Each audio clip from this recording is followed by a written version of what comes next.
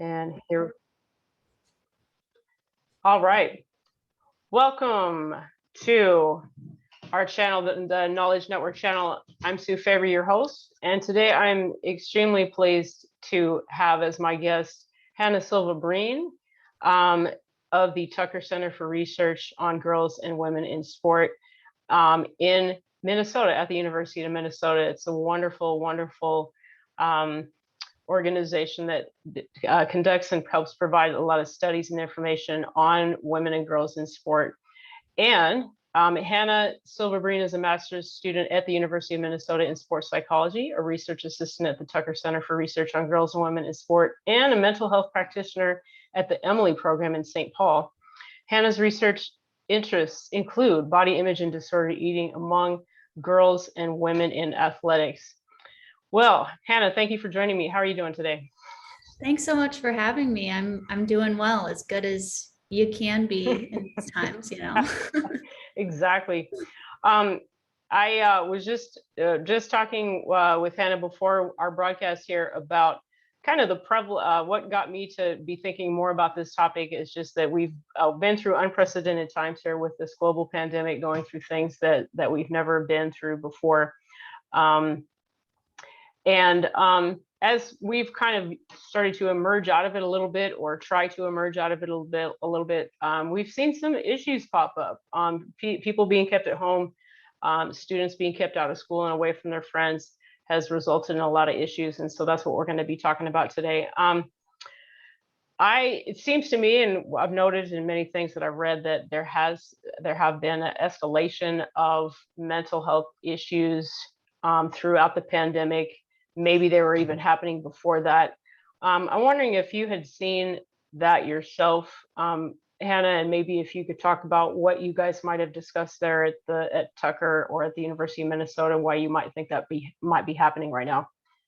Oh yeah, it's definitely happening. There's already been a lot of research showing that it's happening, especially what I do at the Emily program is work with adolescents and adults with eating disorders. So that especially have seen a lot of growth in that, unfortunately.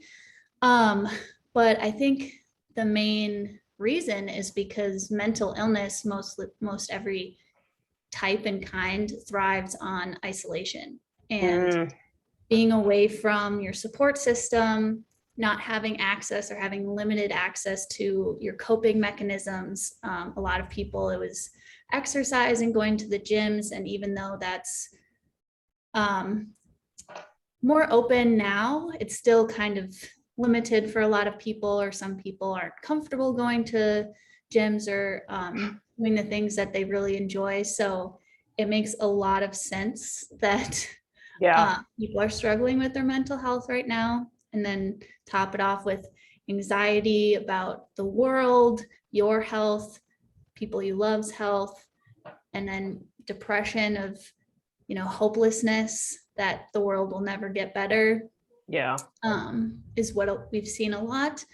So it makes a lot of sense that it's happening. I'm hoping that because more people are aware of it, more people will get help for it, but that can be a whole other issue. Yeah, it's kind of the perfect storm in a way. You're right. As far as isolation and all these other factors, it's kind of different for everybody. I definitely have noticed that the eating disorders thing, it seems like everybody who I've come in contact with, I haven't seen for a long time, is coming back bigger now. Also, I know at least last year there was a noted uptick in sales of alcoholic beverages. So a lot of people turned to alcohol as well. Is that something you guys saw in your practice too? Yeah. I mean, going back to those coping mechanisms, if you don't have access to more of a healthy one, you might rely more on an unhealthy one, or at least what could be fine and useful turns into something more addictive and codependent, such as alcohol use and drug use. And even for some, although exercise might be a coping mechanism that's helpful, for some, I think it's become even more unhelpful, especially in that realm of eating disorders where maybe you don't have anything to do, so you just compulsively exercise a lot. It's kind of all over the board. Actually, yeah, I was just thinking that as you were speaking, because I've noticed a lot more people walking and running, obviously, the last year than I ever did before. And I'm like, wow, this is great. But on the other hand, it seems to have come with all this other stuff. So I'm confused. Yeah, it always comes down to kind of the intention behind it. Mm, Walking because it's a nice day, or you want to spend time with people, or it just makes you feel good is yeah. awesome and amazing. But we've also seen like this narrative of like the pandemic 15 and Mhm. trying to like not gain weight in a pandemic, which to me is crazy because like you're struggling and going through so much, like your body, as much as this might seem like an exaggeration, like your body's trying to survive however it can.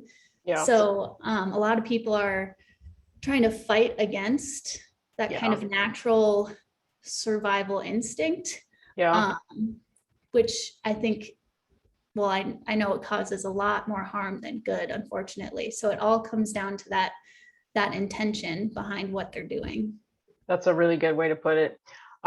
Also, one, and just to kind of finish our checklist here on the issues, I do also see in public, a lot of people expressing rage, or driving erratically, or crime has had seen an uptick in my city and in many other cities across the country. People kind of seems like they're also maybe placing all those feelings in lashing out. Is that something you've run into? That's not my expertise, so I won't pretend I know everything about it, but it makes a lot of sense because again, anxiety's high, isolation, or being cooped up for too long.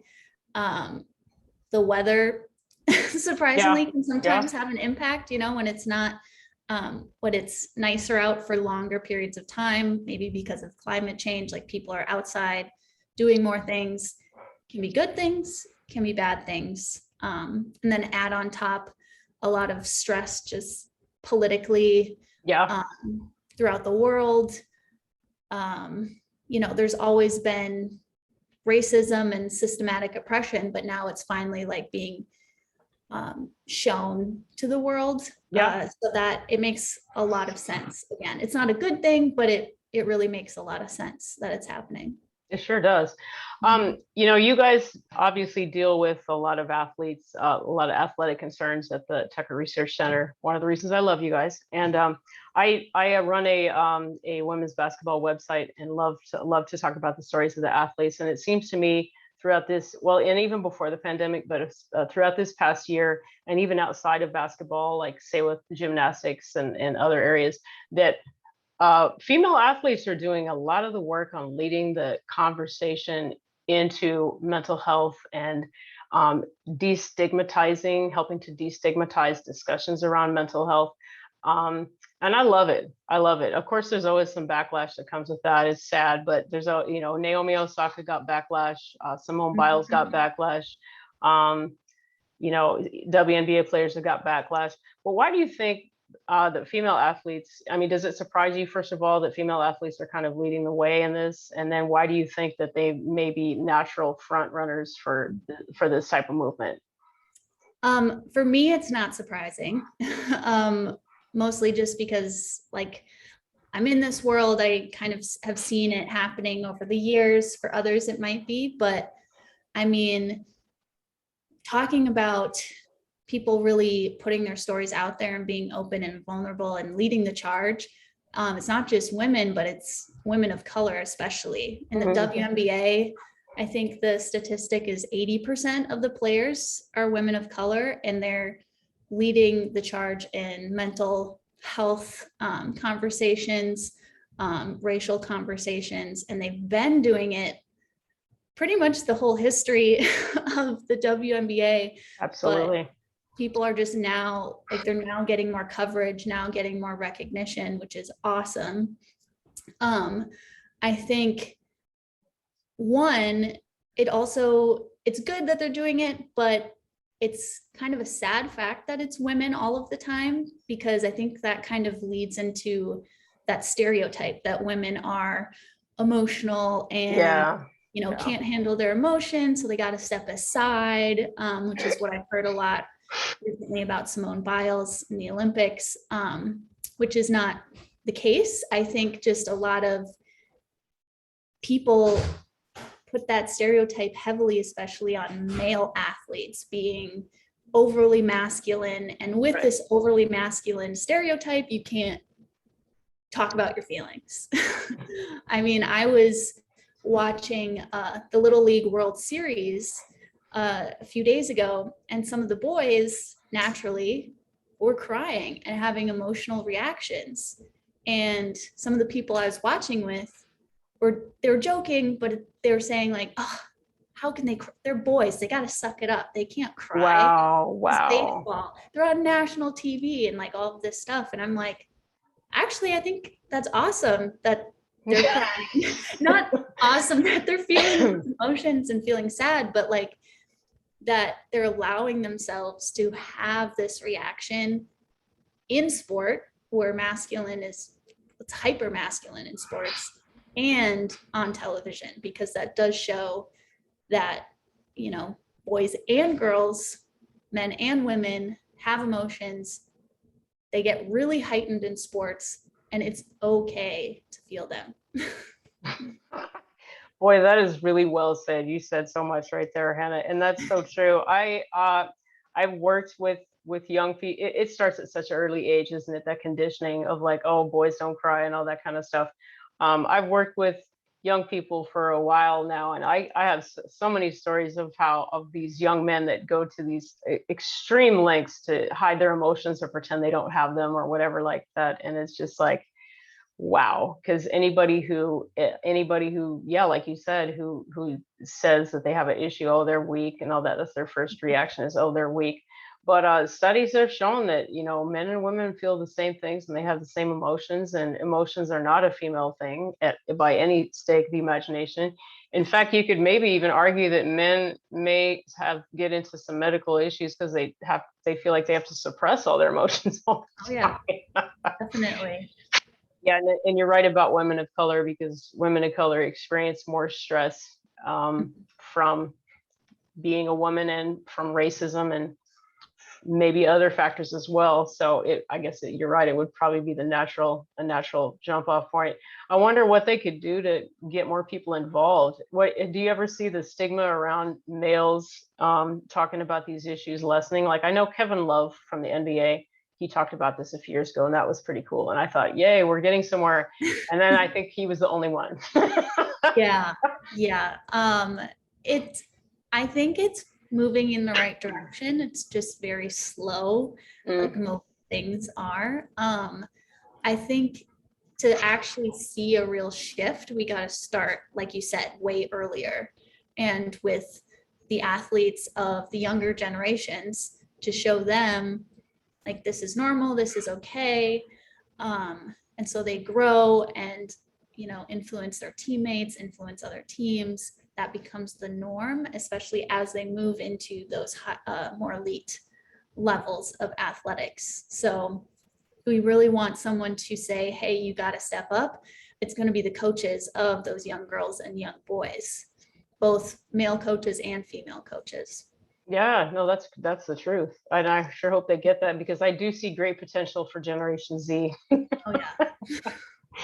So say you are, say you're an athlete or a non-athlete or somebody out there in America, and you've decided that, man, I don't know. First of all, like, should I get some assistance? Should I seek a professional? How can you begin to make that decision? Because it's all of our natural tendencies to kind of downplay things, like, oh, I'm fine.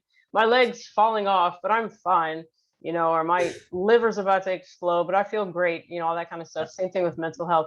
How would you go about like assessing yourself, or maybe, deciding, making a decision or assessing whether or not you might need mental health services or desire mental health services? Yeah, that's a great question. And honestly, the first thing I would say is if you're asking or wondering, it's probably a good idea. Great point. Great point. Yeah, but like I would also say, period, everyone can benefit from therapy or some sort of mental health care. It's really more of like, it can be like your yearly physical. You check in with your doctors to make sure your heart's okay, your blood pressure is okay, but you should also be checking in either with yourself, your support system, or a professional, make sure that your mental health is also okay. And even if it is, or you think it is, it's not a bad idea to still seek that help to prepare for those moments when it's not doing so well. Because if someone says they've never struggled with mental health ever in their life, they were either just born yesterday or they're lying. Because everyone goes through things, whether it's like the death of a loved one, divorce, trauma, a global pandemic. Everyone goes through things. Absolutely. So even if you're doing okay right now, learning, like we talked about coping mechanisms, learning helpful coping mechanisms to prepare for those moments so it's not as hard, or like you don't have to hit rock bottom. You can have dips because that's going to happen, but you don't have to totally hit rock bottom to seek help.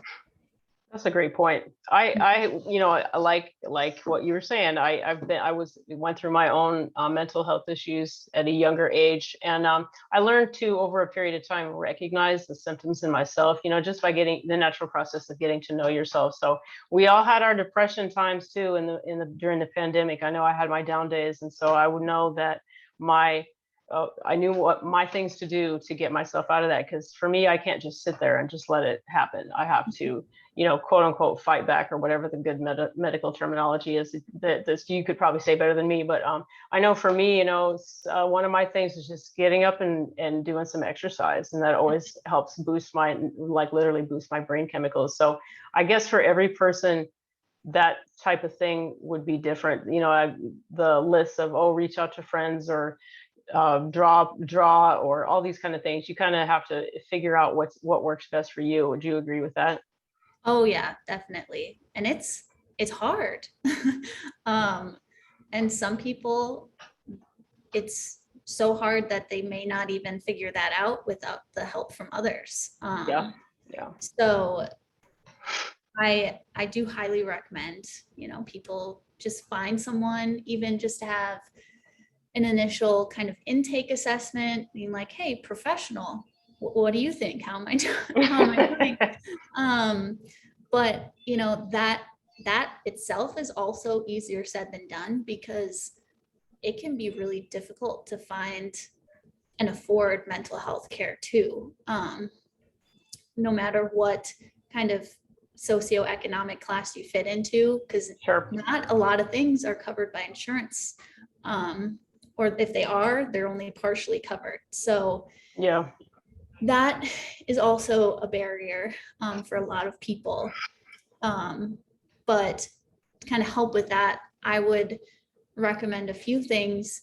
Is if you're looking for an individual therapist, there's this website called psychologytoday.com, which you can pretty much filter and like shop for therapists by insurance, by type of issues they specialize in, location.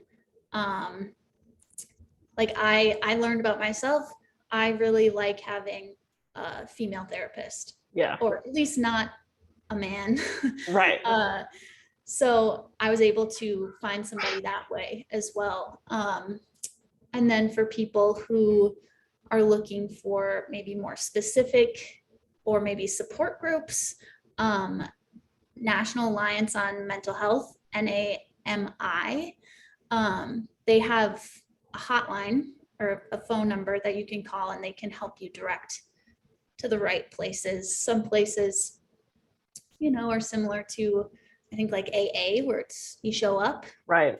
free. Others pay for or insurance pays for.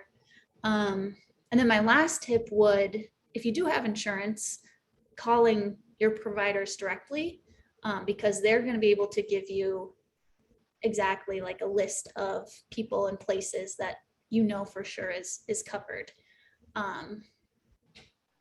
Yeah, I think those are the main tips I would have to help someone actually get there, get the ball moving. Anna, you're awesome, because that was actually going to be what I was going to ask you next. And so you just already beat me to the punch, my friend. No, that's true, because it can be a little daunting. And I know some people might tend to get frustrated and stuff, but it is going to take a little bit of legwork to find someone. Yes. So I guess I would add to everything you just said, because those are the tips. You do have to look online. Psychology Today is a great resource. It's also a great psychology magazine for all you psychology buffs out there like myself. And you can find a therapist there. You can use your own network. They'll help you out for sure. If you don't have coverage, there's always support groups. Some communities even, and they have like clinics that have lower cost therapy options or whatnot. You can kind of look into that, but it may take a minute. And so I would say, to add on to your information, that, people would do best not to get frustrated and just to really just look around. Because if you don't, mental health is so important. If you don't have your mental health, it's kind of like your physical health. You just don't have a whole lot going on. So you really got to take the time to make that right. What do you think, Hannah? Oh, I would wholeheartedly agree. I mean, to put it back in the realm of sport, like you can't just pick up a basketball and all of a sudden like make the WNBA. Like there you go. You gotta find a coach, you gotta practice, you gotta fail a bunch of times before you actually get better and progress. Similarly with mental health, you gotta learn skills, you gotta have bad days to learn how to make bad days into good days. And you're gonna probably not find the right therapist or right kind of help that you're looking for the first time. It sounds kind of silly, but you really do gotta shop around a little bit, because true. different support groups, different types of therapies, different help some people, not so much other people, and just finding that relationship that really clicks. Again, just to throw an anecdote out there, I think I went through maybe 5 or 6 therapists before I found one that I'm like, yes, this is my person. That's a great example. Yeah. And it's hard. Like, it's definitely not super fun at first or easy, but once you do find it, and everyone will, they definitely can. Once you do find it, it's like, it's amazing. It's life-changing. I'm so glad you said that. You're awesome. First of all, you're awesome for having the sports analogy. Anybody that can bring a sports analogy into a discussion, it just already gets an A. But no, that's true. It does take persistence, and I'm really glad we touched on that, because we're living in the age of impatience. Forget it.